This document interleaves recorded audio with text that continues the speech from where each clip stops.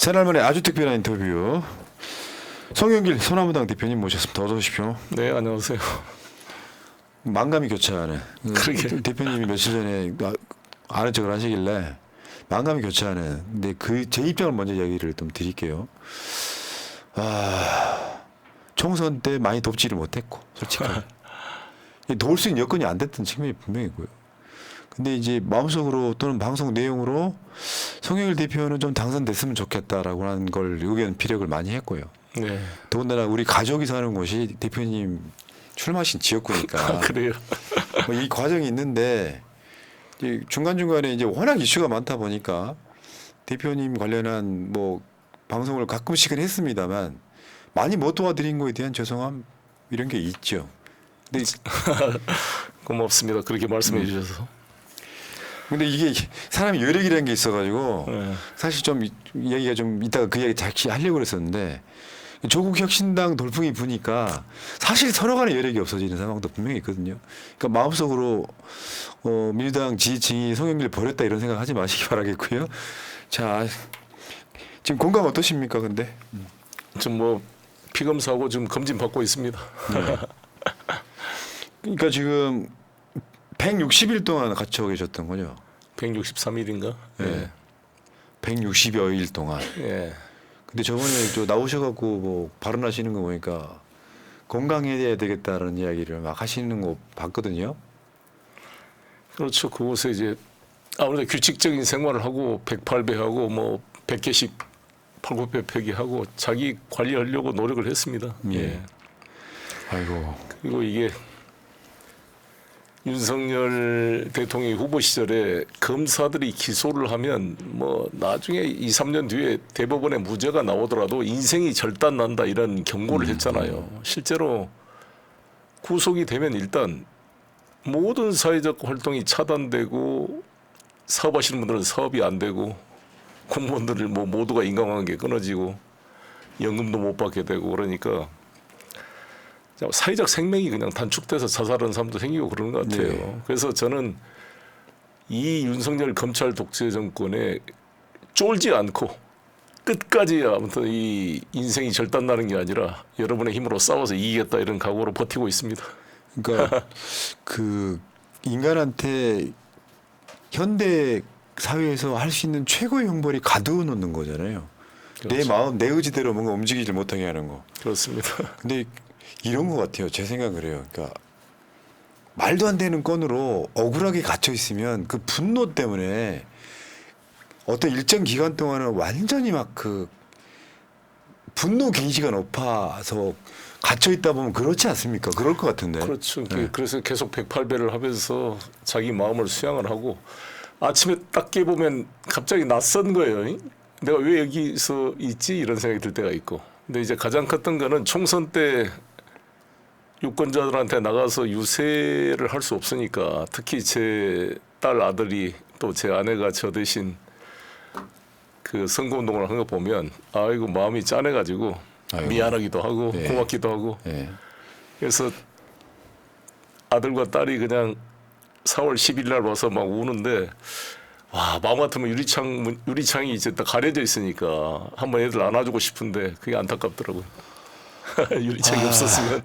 그래서 이제 이렇게 된 거죠. 그 아픈 손가락이 돼갖고 네. 보석 나오시자마자 이제 또 고향 가셨고요. 근데 이제 이런 측면이 있죠. 그러니까 결국에는 그래도 고향은 송영길을 알고 있는 사람들은 그 악수 한번 안 하고 한 17% 정도 찍어줍니다. 출마 몰랐던 사람들이 굉장히 많았다고 하더라고요. 그렇죠. 아무래도 잘 몰랐고 또 소나무당도 생소했고 언론이 네. 또 이 보도를 안 해주니까 네. 또 사표 방지 심리도 있고 저 조국 혁신당이 선점 효과도 있고. 네. 근데 아쉬운 것은 저나 한두 사람이라도 소나무당이 이 원내 진출했다면 지금 이런 어려운 시기에 이재명 대표나 조국 대표와 좀 삼각 편대를 이루어서 이 입체적으로 윤석열 정권 퇴진을 위해 싸우는 동력이 생겼을 텐데 하나 아쉬움은 있습니다. 네. 그러나 뭐 지난 일이고 원외에서라도 열심히 싸워야죠. 알겠습니다. 예. 자, 보석으로 나오신 게 뭐 조건들이 여러 가지 있더라고요. 뻔한 이야기긴 하지만. 자, 근데 뭐 이 예, 보석 뭐. 조건으로 나오셨는데 사실 우리는 그런 생각들을 하는 거죠. 그러니까 저 사람이 피고인이 억울한 측면도 있을 수 있겠다라는 측면이 저는 반영된다고 보거든요. 그러니까 막 도주의 우려가 있다거나 증거 인멸을 하려고 한다거나 이런 차원보다는 이게 가둬놓고 할 재판이 아닌데 이렇게 평가하는 측면도 있는 거잖아요. 그렇죠. 이게 손준성 검사 지금 항소심 재판이 진행 중인데 네. 손준성 검사는 사실상 고발 사주로 모든 걸 부인하고 있고 증거 인멸 우려가 큰데 도주 우려가 없는 현직 검사란 이유로 그냥 1심에서 실형을 선고하고도 법정 구속을 안 시켰잖아요. 근데 저 같은 경우는 프랑스에서 제가 자발적으로 귀국한 사람이 도주 우려가 있을 리는 없고 증거 인멸 우려를 하는데 지금 이재명 대표도 무슨 위증교사 이걸로 기소가 돼 있습니다만 검사들의 위증교사나 증거 인멸의 그런 사례들을 보면 정말 조족지혈 아닙니까? 예를 들어서 이문정 검사가 폭로했듯이 한명숙 총리의 뇌물 논란에 진술을 번복했던 한만호 그 사장을 탄핵하기 위해서 재소자 김씨 최 씨를 아예 모해 위증을 교사시켜서 올려냈던 맞죠. 사람들이 검찰 아닙니까? 네. 참. 근데 이제 얘기 좀 진행시켜 봐 드리면 네. 보석 되시고 나서 2번 재판 나가신 거죠. 지금 한 3번쯤 한 세 것 같은데. 번인가요? 어. 또 오늘 저도 재판 받고 왔거든요. 오전에. 그래요? 근데 이제 구속된 사람하고 구속되지 않은 사람이 그 취입하는 문이 달라요. 재판장 들어갈 때. 그렇죠. 그럼 불구속 상태 재판 받으실 때는 그러니까 억울한 게 재판 받는 건 맞는데 구속 상태인 거랑 불구속 상태인 게 재판에 임하는 느낌 많이 다르시죠. 그렇죠. 비교가 안 되죠. 재판 끝나고 집에 갈 수 있는 거. 그렇습니다. 자유 그 얻게 되는 그 감정 있잖아요. 특히 어. 12시에 오전 재판 끝나고 이제 2시에 오후 재판할 때 이 다시 묶여가지고 법원 지하실로 내려가요. 그래서 버스를 타고 검찰청 지하로 가서 2시간 동안 아무것도 없는 방에 갇혀가지고 식판에 있는 밥 한 끼 먹고 기다리는데 꼭 저는 그때마다 그 글래디에이터 영화에 그 검투사 노예들이 콜로세움 지하 감방에 갇혀 있는 그런 느낌이 들어요. 참 불구속 상태면 나가서 정신 먹고 돌아올 수 있으니까. 그러니까요. 천지 차이죠. 정말 그 오선 의원, 전 인천시장 뭐 이런 거 하셨던 민주당 대표까지 하셨던 분 입장에서 갇혀가지고 재판받는다는 그것도 억울함이라는 게 우리는 그거 알아요. 그러니까 서나무당을 안 찍었더라도 송영길은 평생 가난하게 살았고 진짜 해먹을 사람이었으면 아마 인허가권 많은 인천시장 때 많이 해먹었을 거다. 근데 그게 지금 이따가 이야기를 하겠지만 엮는 게 너무 유치해요. 어떻게 보면. 그러니까 딱 그런 느낌이거든요.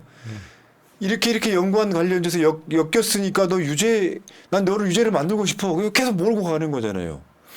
아니 이 특수부 검사들 10명이 넘는 검사들이 한 8개월 동안 뒤지고 100여 명을 주위에 압수수색하고 소환해서 만들면 뭐라도 만들지 않겠습니까? 네. 그런 그러니까 지금 재판 받고 오셨는데 재판 진행 상황은 지금 언제 끝날지 모르는 거죠. 지금 계속해서 뭐. 아니 뭐 올해 안에 끝나겠죠. 아, 재판을 그런가요? 일심? 재판을 2주에 3번씩이에요. 네. 한 달에 6번을 하니까 지금 저 빡세게 합니다. 저도 이제 재판 시작됐는데 한 달에 한 번씩 하라고. 뭐 별건도 아닌데 그런데 정치적 사건은 또 상황이 많이 다르고. 네. 근데 어제 놀라운 게요. 대표님 인터뷰하려고 재판 날 검색을 했더니 재판 내용 1도 안 나와요. 와, 사람들 어떻게 저럴 수가 있을까 싶을 정도로 그냥 약간 뭐랄까 여론에서 일부러 버리는 느낌? 저는 그런 걸 한번 봤고요. 자, 일단 그 이야기 한번 해볼게요. 그러면 재판에서는 이제 네.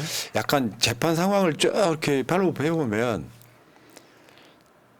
말과 말만 오고 가는 거거든요. 뭐 보고 됐다 안 됐다 이런 주장인데 네.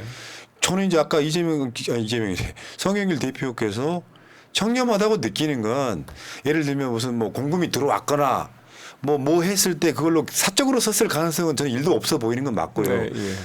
진영이 아니라 저쪽 사람들도 성영길 대표가 그거를 비리했을 거라고 생각하는 사람 없어요. 근데 이제 이게 있죠.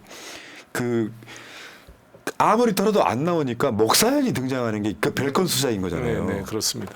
그러니까 먹사연은 대표님이 사실 주도적으로 만든 건 맞죠? 네, 그렇습니다. 싱크탱크. 예, 예.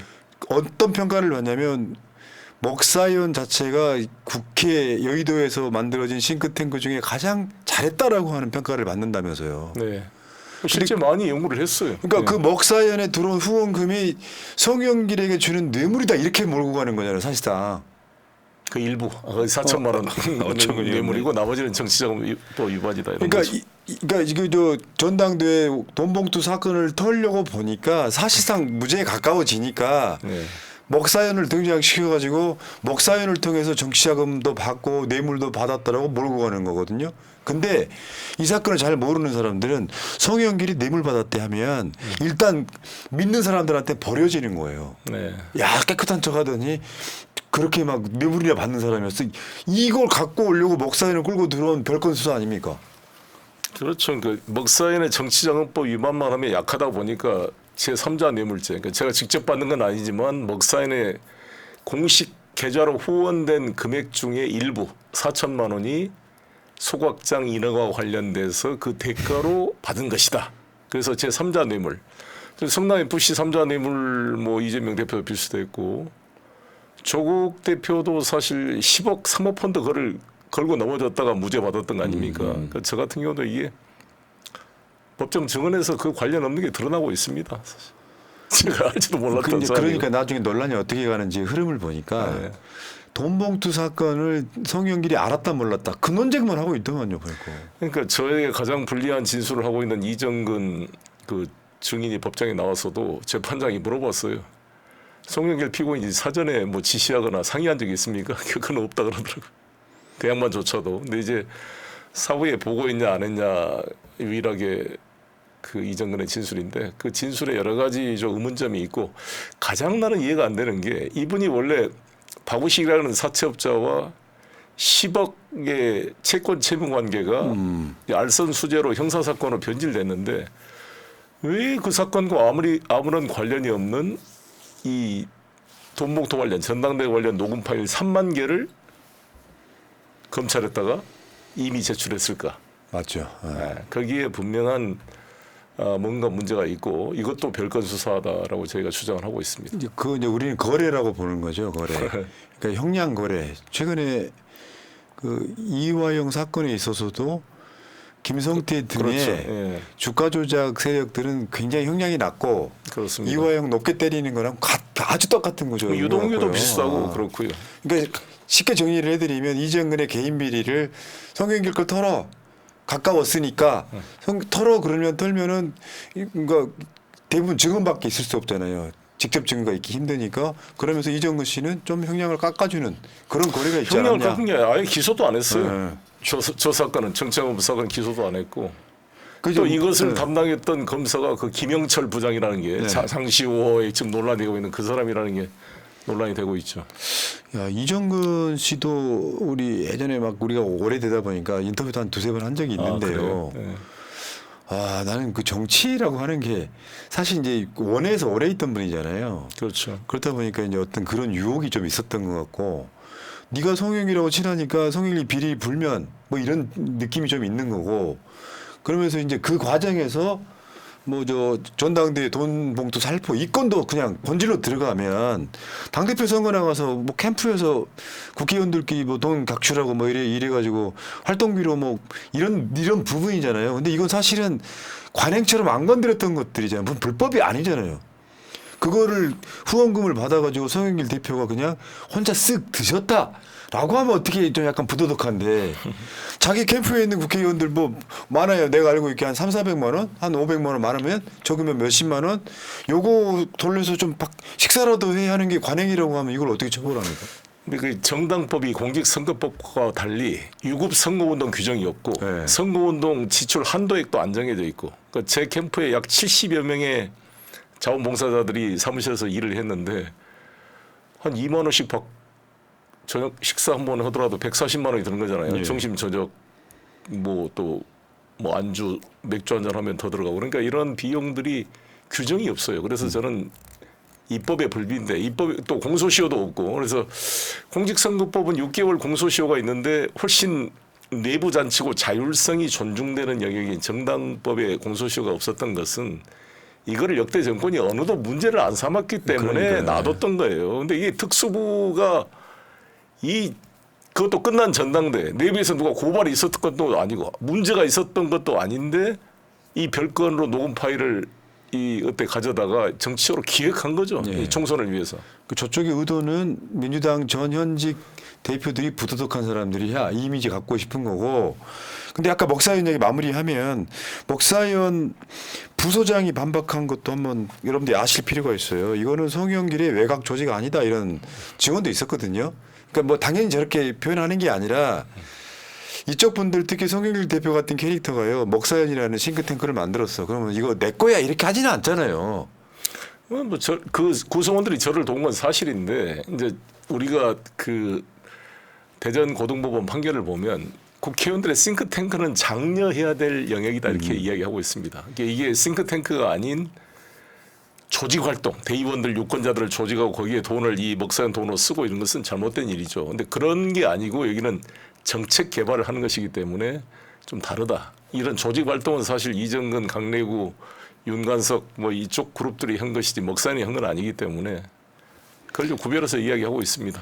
최근에 보니까 강내구 씨도 송영길 대표한테 그 돈봉투 뭐 지출 이런 것들에 대해서 보고 안 했다 이런 증언도 제가 봤거든요. 예. 다 그러고 유일하게 이정근 한 사람이고 예. 박영수 보좌관도 그런 건데.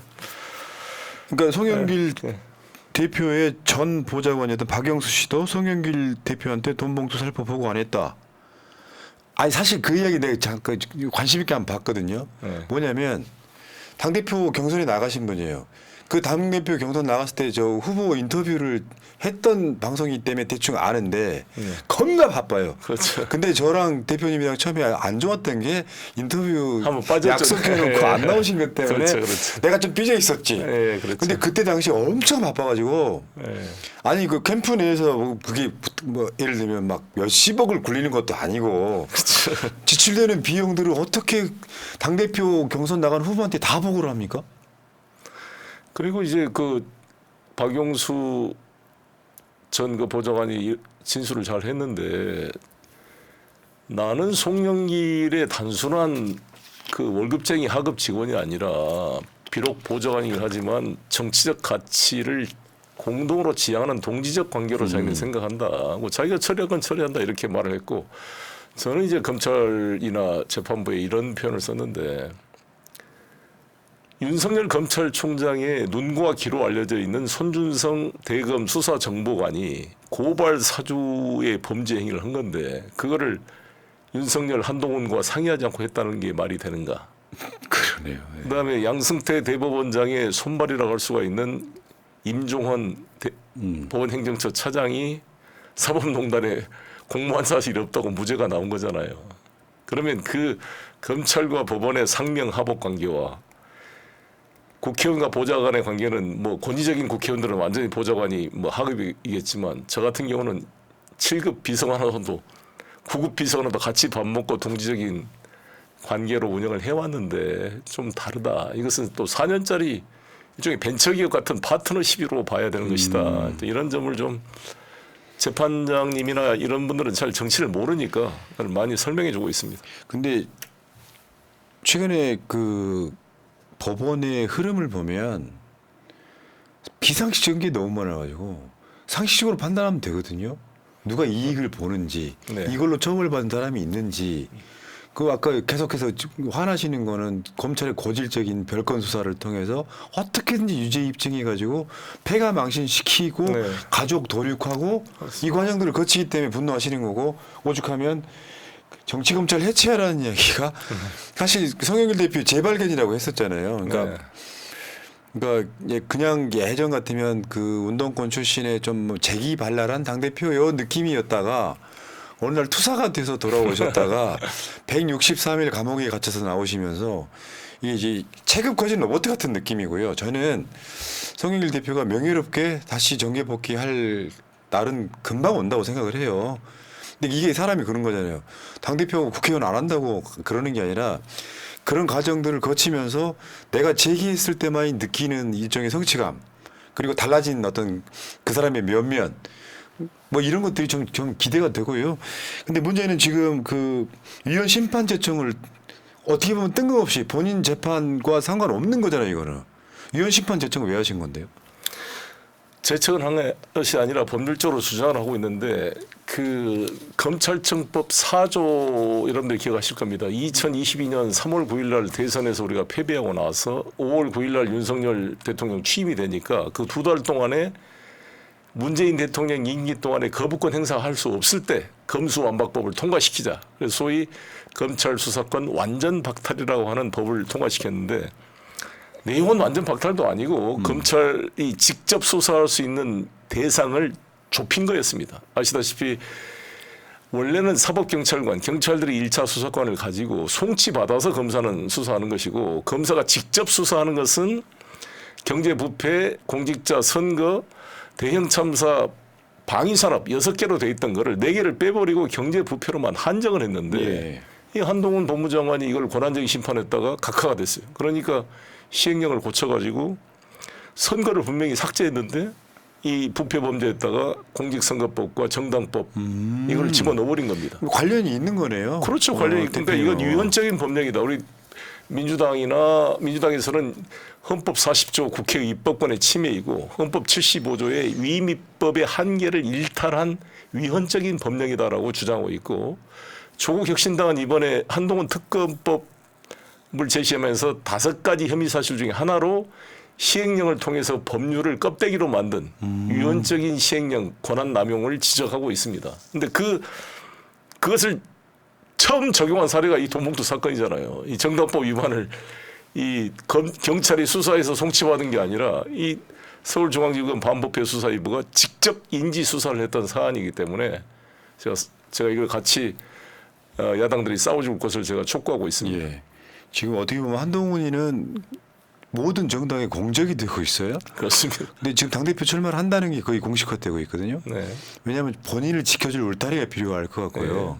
그러니까 의외로 파면 어마어마한 것들이 나올 것 같은데 진짜 저기 검수완박을 형해화했다. 네. 근데 지금 검찰이 하는 짓들을 보면 정권 바뀌면은 저는 해체될 것 같습니다. 이거 해체를 안 하면 그렇습니다. 정권 교체를 위해 노력했던 국민들이 용서 안 할 것 같아요. 맞습니다. 그 정도 상황까지 와버렸다. 네. 네. 그러니까 이게 이제 내 대표님한테 느끼는 감정 중에 하나가 이제 감옥에 들어가면 이제 염색 같은 걸 못 하는 상황이 오잖아요.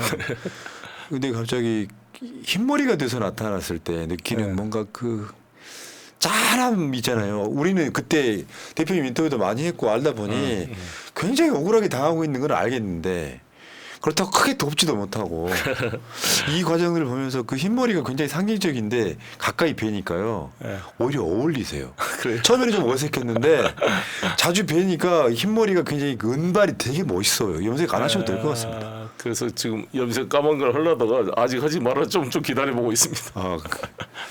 자, 법적인 이야기 하는 것보다 남은 시간에는 네, 너무 인간적인 이야기 좀 하세요. 네, 네. 뭐냐면 총선 결과 이야기를 좀 해보겠습니다. 네. 좀 솔직하고 허심탄회하게 좀 말씀 좀 해보세요. 그러니까 일단 옥중 출마를 하셨어요. 네. 뭐 옥중 출마할 걸로 다 대충 다 예상들이 됐었고 그래서 처음에 이제는 선거운동하게 좀 풀어줘 했는데 안 풀어줬잖아요. 난 그것도 이해가 안 되더라고요. 옥중 출마했는데 이런 상황에 뭐 도저히 우리가 없는 사람이잖아요. 집권 여당의 당대표였습니다. 한때는. 그러면 최소한 유권자들을 만날 수 있게 뭔가를 해줘야 되는데 안 해준 상태에서 그때 울분 안 생기시던가요? 그래서 단식했죠 그때. 너무 마음이 아프더라고요. 그리고 또 제가 안 나가면 비례대표도 안 되고 그러면 지금 공보물도 우리가 돈이 없어 못 썼거든요. 한 20억이 들어간다 그러는데 한 6억 정도밖에 못 썼거든요. 그것조차도 환급받지 못해서 지금 빚이 돼 있는 상황인데 그래서 제가 재판장한테 그런 편지가 있었어요. 내가 나가서 뛰지 않으면 잘못하면 완전히 빚덩어리로 내가 지금 경제적 파산에 될 것 같다. 이렇게 하소연을 했는데 해주려고 그랬어요 재판부는. 그랬어요? 네, 거의 고민하고 있다고 말을 했는데 우리가 좀 실수한 게 있어요. 우리 소나무당에서 너무 좀 감정적으로 재판부를 비난하는 서면을 제출하는 바람에 이 재판장이 심기를 좀 건드린 게 있어서 탄원서가 좀 셌나 보네요. 그걸 좀 우리 변호사들하고 상의를 하고 제출했어야 되는데 너무 정치관으로 재판부를 공격해서 아마 영리를 건드렸던 것 같아요. 나도 깜짝 놀라서 나도 몰랐는데 그건 내가 유감이라 그랬습니다. 사실 제가 뭐 검토한 게 아니었기 때문에 뭐 어찌됐건 지난 일이고 그래도 구속기간 종료 한 달 전에 석방을 해줘서 지금 이게 무소속 불구속 상태에서 재판을 준비할 수 있게 돼서 좀 낫습니다. 아니 그러니까 억울하게 갇힌 것도 억울한데 그래도 풀어주니까 왠지 뭔가 조금 더 이게 좀 사람이라는 게 그런 그렇죠. 것 같아요. 심리가 그렇죠. 그러니까 이제 해당 지역구가 민주당 입장에서는 좀 공천 난맥이 있던 곳이에요. 뭐 예측 경선 때부터 시작해가지고 네, 그렇습니다. 그리고 이제 우리 가족들이 사는 지역구이기도 하고. 근데 우리 가족들도요 송영길 출마했다는 이야기를 거의 선거 끝나갈 무렵에 굳이 말하자면 사전 투표가 끝난 뒤에 하셨더라고요. 예. 근데 이런 것도 있어요. 이제 광주 쪽은 비례대표를 조국혁신당을 더 많이 찍었잖아요. 그렇죠. 그러니까 호남 전체로는 민주당이 지역구 다 가져갔고. 그래서 속으로 이제 아니 방송으로도 그런 이야기 한 적이 있습니다. 그러니까 서구 여기 갑이죠 갑. 서구 갑 같은 경우는 송영길 당선돼도 될 것 같은데 결국 민주당이잖아. 뭐 이렇게 표현했던 기억이 나고. 근데 결국에는 이런 측면 비교가 이렇게 되더라고요. 광산에 출마했던 이낙연 대표보다 득표율은 높았다. 거기는 총출동했잖아요. 본인부터 시작해가지고. 그거 어떻게 보세요? 그러니까 홍보의 문제도 있을 거고. 뭐 그거는 이낙연 대표님한테 미안한 일이고. 근데 주위에서 이제 나오지도 않았는데 더 나왔으니까 그걸로 만족해라 뭐 이런 말을 하지만 사실 저는 이제 감옥에서는 제한된 정보가 있다 보니까 당선되지 않을까 이런 기대를 했죠 사실. 저도 될 줄 알았어요. 네. 그러니까 조금 여론조사가 없었기 때문에 그래요. 여론조사가 있어서 사람들이 그 지역은 여론조사 한 번도 안 나왔잖아요. 여론조사가 나와서 예를 들면 차이가 나더라도 쫓아가는 추세면 그 흐름 가서 입소문 나거든요. 그렇죠. 희한하게 여론조사가 한 번도 안 나오니까 실제로 이기고 있는 줄 알았던 측면도 있는 거예요. 그렇습니다. 그래도 송영길은 그래도 뭐 전국적인 정치인이고 광주에서 학교를 다닌 사람 아니에요. 고등학교까지는. 야, 이 과정에서 그러니까 여론조사가 결국 송영길 대표가 무소속으로 당선되기는 좀 역부족이었던 측면이 있어 보인다. 그런 거고 소나무당 전체로는 비례대표에서 0.43% 얻었어요. 네. 근데 사실 여기 이제 뭐 가식 없이 방송을 좀 하자면 이제 어떻게 보면 전략의 부재일 수도 있고 조국혁신당의 돌풍이 가장 먼저 원인인 것 같긴 해요. 예. 호남 정서 같으면 조국혁신당이 없었다 그러면 훨씬 좋은 결과가 있었을 거예요. 그렇겠죠. 근데 지금 비례대표 문제에도 분명히 일각에서는 제기하고 있거든요. 그러니까 이게 뭐냐면 진영 정서적으로 뭔가 이렇게 막 섞어 놓으니까 선뜻 손이 안 갔다라고 하는 사람도 있어요. 네, 그렇겠죠. 아무튼 저는 그 하루에 10분 접견하는 의사소통 구조로는 뭘 해볼 수가 없는 상황. 그러니까 제가 무슨 주도권을 가지고 할 수가 없는 상황이라 추인할 수밖에 없고 거기서 뭐 특히 제 아내나 주변 사람들이 하는 것 했다 그러면 내가 통보받는 상황이기 때문에 제가 어떤 선거를 주도하거나 창당을 주동할 수 없어서 너무 답답해져 사실. 이미 다 벌어진 건 뭐 어떡하겠어 이제. 그런 아쉬움이 있지만. 그러니까 이게 이런 거죠. 내가 광주에서 버려졌나가 아니라 이런 측면이 있다고 봐요. 그러니까 이게 지역구와 비례 선거가 양립하는 측면에 야 내가 비례는 조국혁신당 찍었으니까 지역구는 민주당 찍어야지 이 작동도 하는 거거든요. 그렇겠죠. 그렇게 작동을 하다 보니까 어떻게 보면 여론에 관심을 받고 있는 두 정당 사이에서 끼어 있었던 측면이 있고 광주나 호남이 송영길을 버린 건 아니고 급박한 상황, 출마한지도 몰랐던 상황 이런 것들이 이제 지역구에서 당선이 안 된 원인도 분명히 있어 보이고 이제 홍보의 문제도 분명히 있었을 거고. 근데 그래서 저는 이런 건 했거든요. 이제 송영길 대표 옥중 그 연설이 나왔잖아요. 동영상으로. 근데 그거는 이제 새날 유튜브만 하는 게 아니라 팟캐스트라고도 합니다. 거기에 이제 송영길 대표의 옥중 그 영상 우리 게 아니니까 유튜브에서 못 틀고. 예. 그러면서 이제 내보내기도 하고 그랬었는데 역시 송영길 다움이 느껴지는 옥중 메시지였던 것 같기도 해요. 그거 보면. 그러니까 네. 이게 복잡다단한 상황만 아니면 진짜 송영길 당선시키고 싶었던 감정은 아마 지지층한테는 대부분 있지 않았을까 이런 생각을 해봐요. 고맙습니다. 이게 제가 광주 가 보니까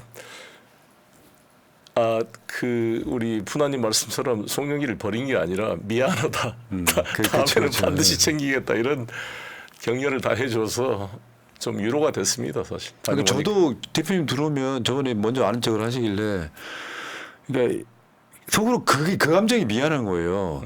나는 최선을 다했지만 만약에 한 번 언급했는데 당선됐으면은 내가 도운 것이라는 어떤 나름대로 위안이 되는데 네. 이쪽 저쪽 사이에 끼어 있는 입장에서 뭐 민주당이 어렵다고 하고 뭐 어디가 어렵다고 하는 상황에 송영길 많이 못 챙기면 되게 미안한 거죠. 그 감정이 똑같이 작동하는 게 아닌가 그렇죠. 싶어요. 아무래도 이번 총선은 무소속이 단 한 명이 당선이 안 될 정도로 진영 간에 치열한 싸움이 되다 보니까 불가피한 면이 있었고, 그러나 어찌됐건 이재명 대표가 제가 강력히 의견을 개진하기도 했습니다만 연동형을 유지해 준 게 결국 조국 신당의 돌풍이 나면서 야권 파이를 크게 만들고 야권 승리에 기여했다고 봅니다. 그 판단을 잘했다고 봅니다. 근데 특별히 광주 가신 이유는 뭐예요? 총선 때 못 가서. 그렇죠. 총선 때 일단 17.38%가 찍어준 분들한테 고맙다고 해야 되고, 또 5.18 가서 제가 항상 저의 화두는 5월 정신 5월 27일 새벽 4시 도청을 사수했던 그 윤상원 선배. 그 윤상원 열사가 제 광주 북성중학교 선배거든요. 그 문제약 광주상고 1학년 학생들. 그들이 그 금남로에 지축을 들리며 달려오는 탱크 소리를 들으면서 총을 놓고 도망가고 싶은 공포가 얼마나 컸겠습니까? 근데 그걸 지키다가 마지막 산화했던 그 정말 분 윤상원의 그 죽음이 님을 위한 행진곡이 된 거 아닙니까?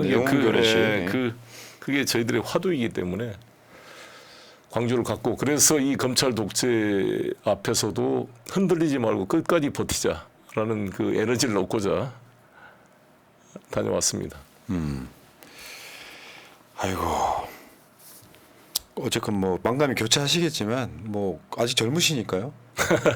저는 제가 봤을 땐 그래요. 이런 역경이 이거 나면 몸집이 훨씬 커지거든요. 그럼요. 아이고 뭐 다 마찬가지죠. 지금 이재명, 조국 이 양반들도 얼마나 힘들겠어요. 이재명은 진짜 여기 경동맥 조금만 들어갔으면 사망할 수도 있었잖아요. 내 옆방에 그 의대생 자기 여자친구 경동맥 잘라가지고 그 살인 혐의가 됐던 친구가 구속이 됐어요. 제 옆방에. 예. 정말 무섭더라고요. 17초 만에 사망했다 그러더라고요. 여기 경동맥을 자르니까.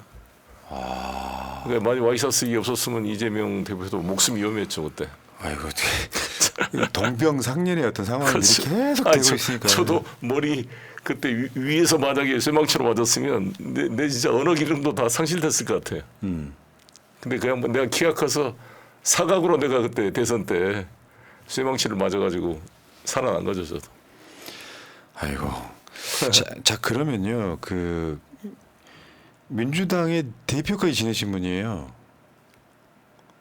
그러면 지금 현재 정권에 대한 어떤 그 전국 등에 대한 전망도 한번 들어보고 싶어요. 이 동물적 감각이 있으시잖아요. 네. 지금 현 국회 상황 일단은 민주당이 속도전하고 있거든요. 잘하고 있는 것 같습니다.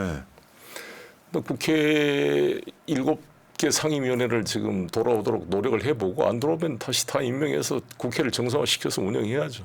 그리고 실력과 자신감을 가지고 상임위에서 내용을 만들어내면 돼요. 국민들이 박수칠 내용들을 하나하나 상임위가 현장에 가서 직접 보고 듣고 안 되면 쳐들어가고, 국민 권익이 뭐 이런 거 하면은 여기 앉아 있을 게 아니라 안 부르면은 아예 딱 그 상임위원들이 그 현장에 가서 보고해라고 바로바로 발로 뛰어야 된다 봅니다. 그래서 국민들이 박수를 받을 수 있도록 국회가 살아 움직이면 되는 겁니다.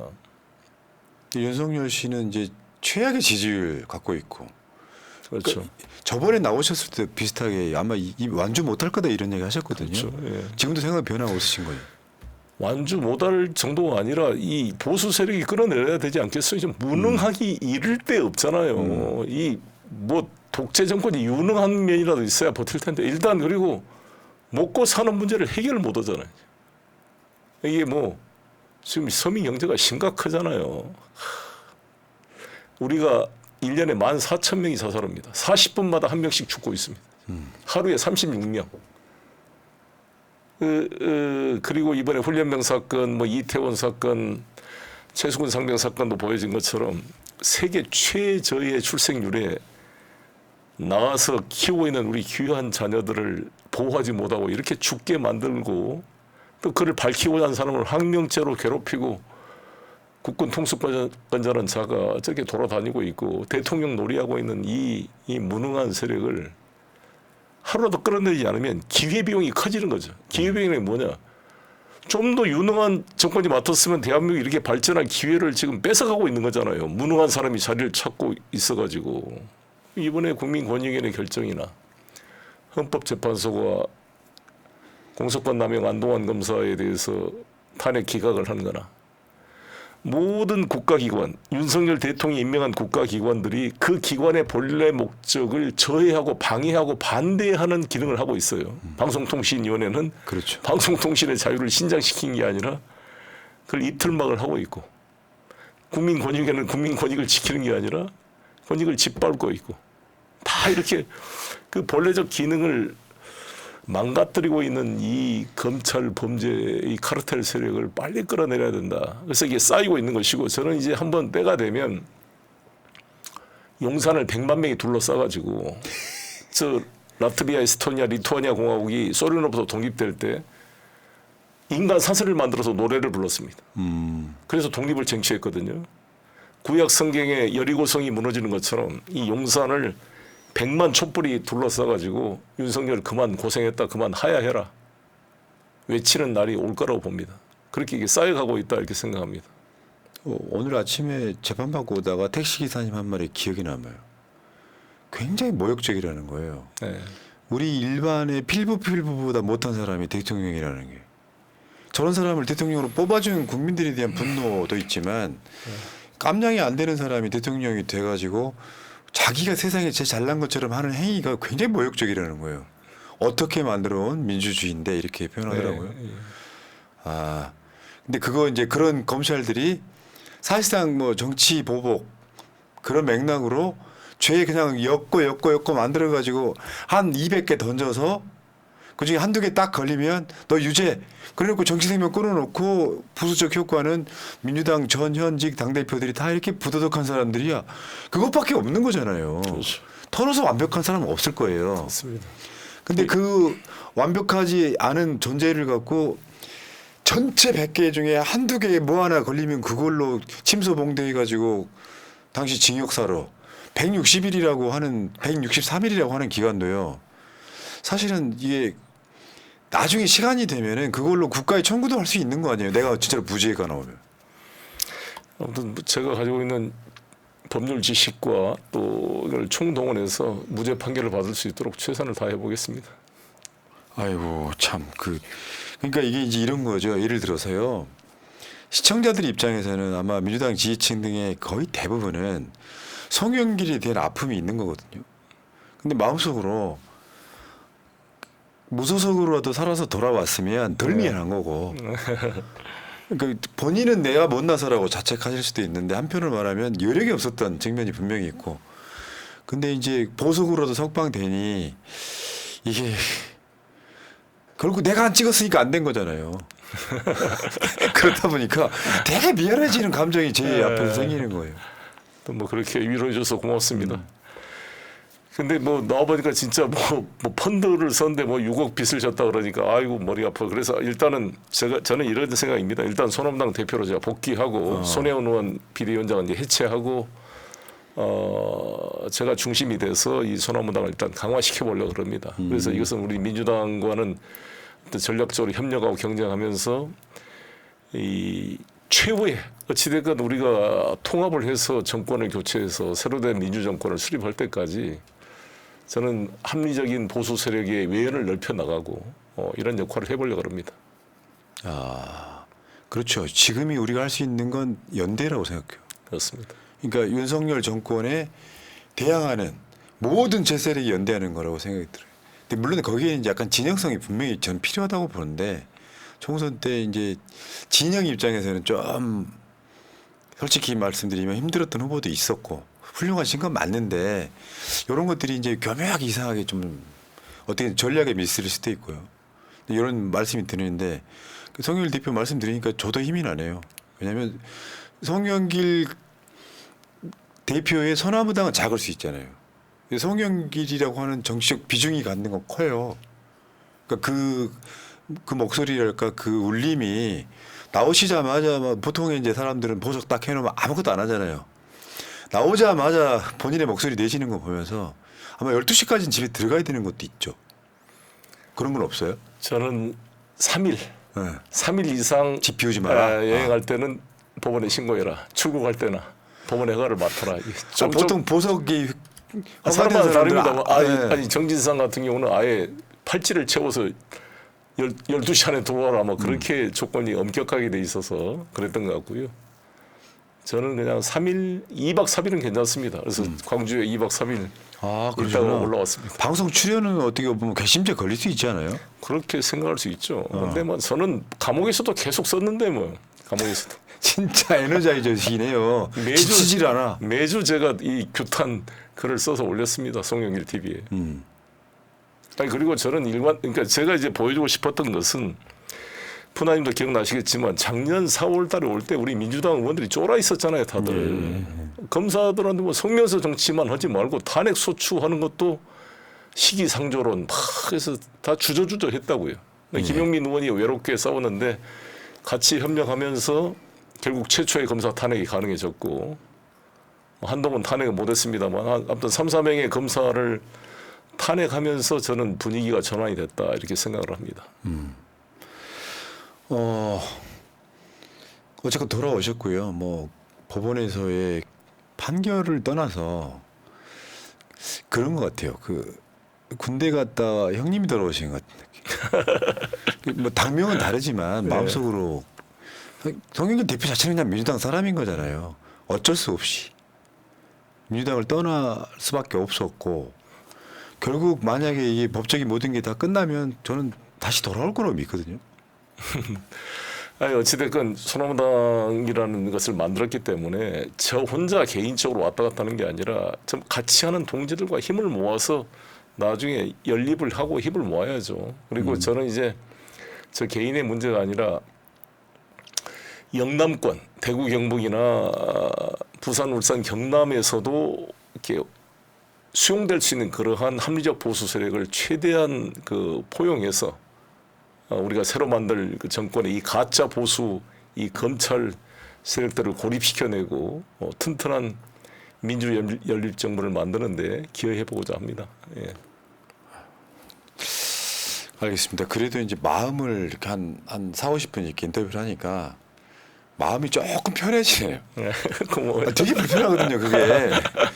나름대로 이제 아니, 그렇게 마음이라 가져줘서 고맙습니다. 예.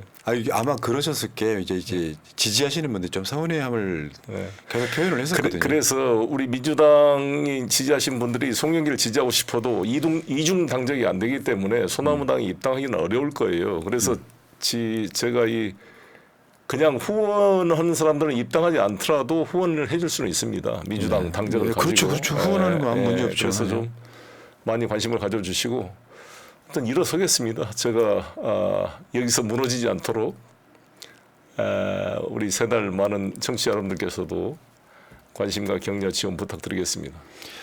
알겠습니다. 여러분 의리 이 송영길 대표가 다시 예전으로 돌아올 수 있도록 소나무당 후원 좀 부탁드릴게요.